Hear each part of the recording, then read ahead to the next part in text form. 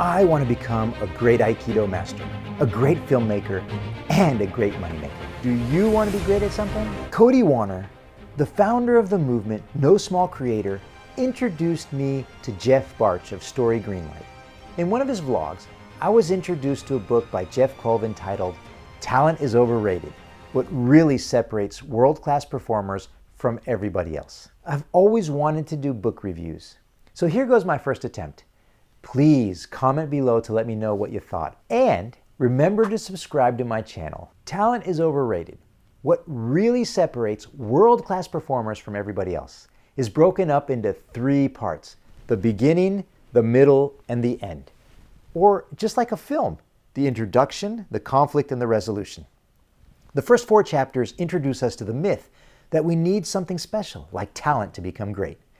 Jeff throws around names like Tiger Woods, Van Gogh, Wolfgang Amadeus Mozart, Benjamin Franklin, Jeffrey Imlet, Stephen Ballmer, Jack Welch, Andy Grove, Ishak Perlman, Warren Buffett, Bill Gates, Chris Rock, and Jerry Rice, just to name a few. The next 5 chapters detail how hard it is to become great at something. And the grand finale, the last chapter, chapter 11 and its 19 pages, tell us exactly what we need in order to go from average to great. Give me a few minutes and I'll sum up those last pages in 2 easy to understand points. But before I do that, I'll tell you a little more about the book and its author. Jeff Colvin is the senior editor of Fortune.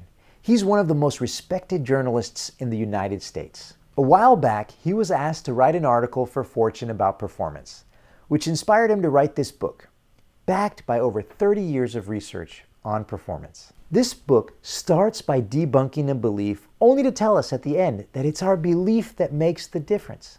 The first myth debunked for me was the Tiger Woods story on winning the Masters at 21 years old. At first I thought he was special, and that his grandfather had taken him to the golf course a few times, and he was a natural.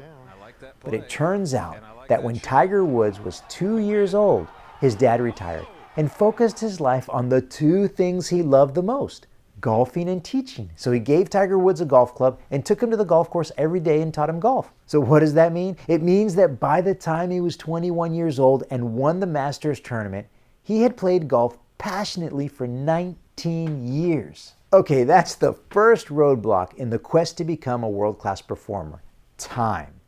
I'm really good at Aikido, but I'm not talented or special. It's just that I've been doing martial arts since I was 5 years old, on and off, then really serious since I was 20. I'm 48 now, so technically I've been doing martial arts for 43 years. Of those 43 years, I'd say that 28 years have been super intense and focused. Which comes to our second roadblock: practice. Practice doesn't make you the best. It might make you better, but according to Colvin, it's deliberate practice that separates you from everyone else. And that's what the second part of his book is all about: deliberate practice. What does that mean, how to do it, and how difficult it is to do. He gives us real-life stories like Jerry Rice. I had no idea who Jerry Rice was until I read this book, but my son knew right away. Jerry Rice's story is very interesting and very inspiring, especially for someone like me at 48 years old. If you don't know who he is, he's the all-time greatest wide receiver in NFL history.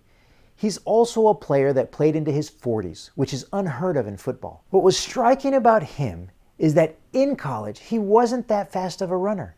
So during the drafts, to go professional, not many teams were interested in him. But his hard work and deliberate practice, even in the offseason, is what separated him from all the other players. And that's what kept him in the game so long. I just started rock climbing 5 years ago. I climb almost every day. I started climbing as a form of therapy. You see, my son passed away 5 years ago, and rock climbing was my way to deal with it. But now, 5 years in, I'm starting to get good. I can even get on advanced routes. And I've developed a strength in my 40s that's pretty amazing. Colvin discusses that the 2 main factors in becoming a world-class performer are time and deliberate practice. 10 years of deliberate practice is just about what you need.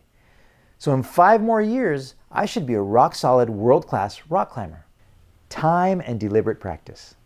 Let that sink in a minute. Time and deliberate practice.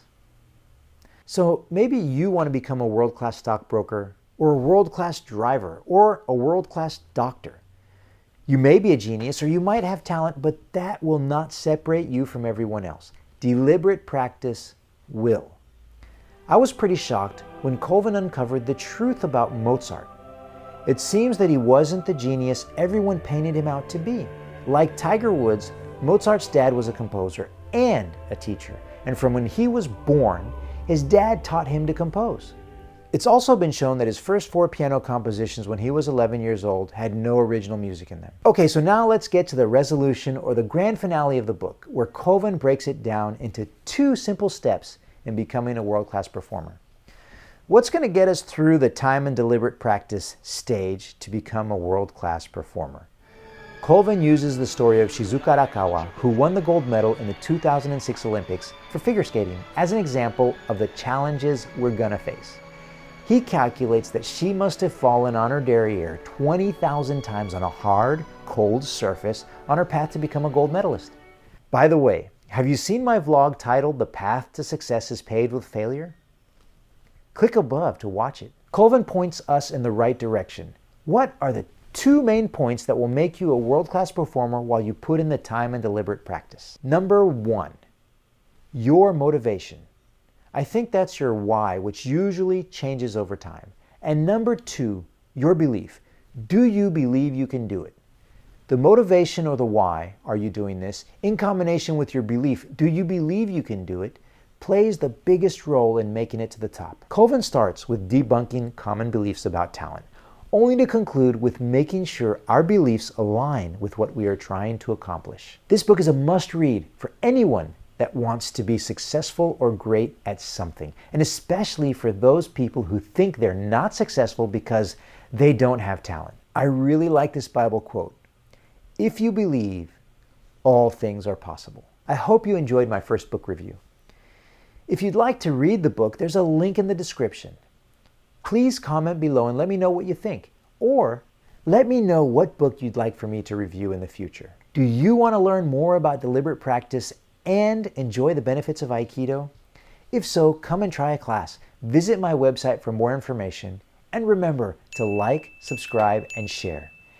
And to be notified on future uploads, please click on the bell